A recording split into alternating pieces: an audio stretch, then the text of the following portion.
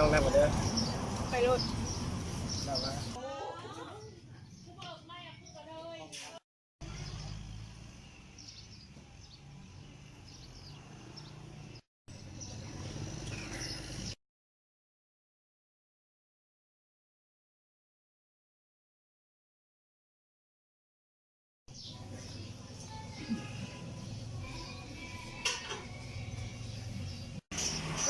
ใส่ยังเลยบ่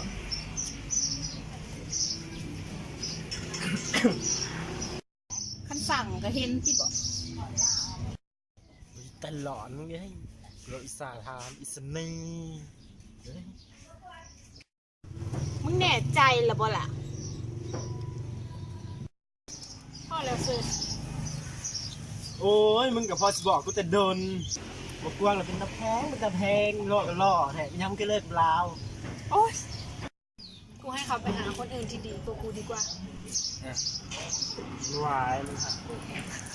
มึงจะหลงตัวเองนะอีดอก เป็นยังมึงก็บ่มักบอกกวางก็แนวกูบ่ได้มักผู้ชายเจ้าสู้หลายใจนะกูระว้าวทุกอย่างสุดๆฟังเด้อ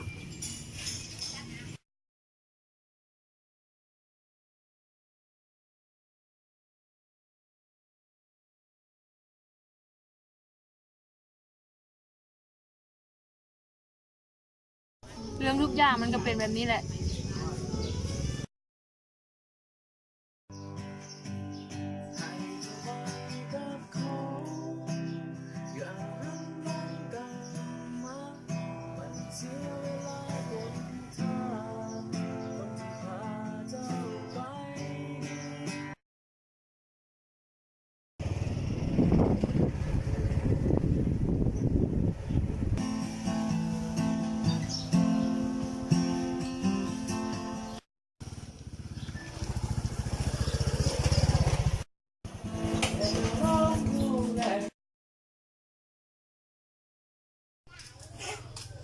มึงไงมึงจะสวมหน้ากูเรื่องนี้ไรบ่มึงไม่แท็กซันแล้วมันจะไหนกูมีแน่สิบอกมึงเรื่องกูกับลามึงจะบอกกูอย่างมึงพาลามาจากกูแล้วกูกับลาไปเป็นเองกันเป็นแค่หมู่กันลามาขอความช่วยเหลือจากกูจะไหนกูบ่เข้าใจเดี๋ยวกูสิเล่าให้มึงฟัง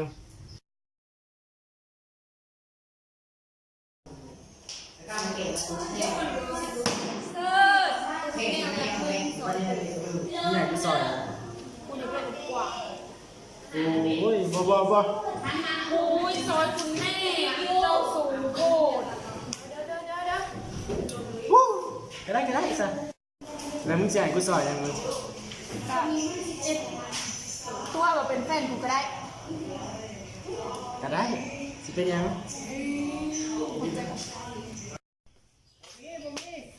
เรื่องทั้งหมดมันก็เป็นแบบนี้แหละมามื้อนี้อยากว่าเรื่องนี้แหละกับมึงคอยมึงโชคดีเดี๋ยวตอนนี้ลาไปไหนลาอยู่ห้องไทยพากูไปง้อแล้วนะกูเฮิร์ตไปก็ได้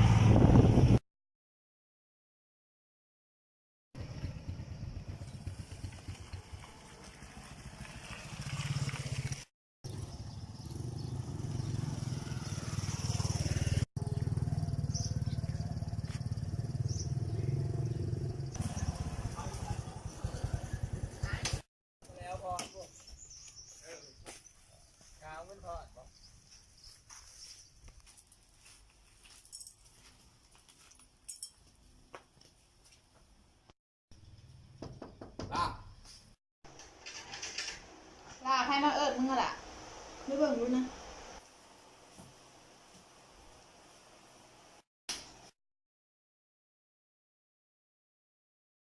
มาอย่างเขาเลิกกันแล้วเด้พอรู้ทุกอย่างกันแล้วว่าจะกับเสิร์ฟเลยเป็นเป็นไผ่บอก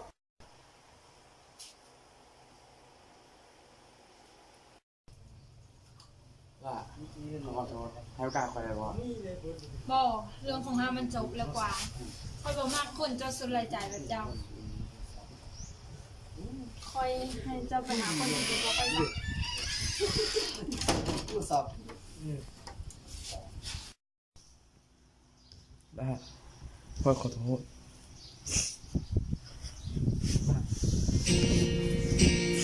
ผิดที่ตัวฉันที่เป็นคนแบบนี้ เป็นคนที่สันดานไม่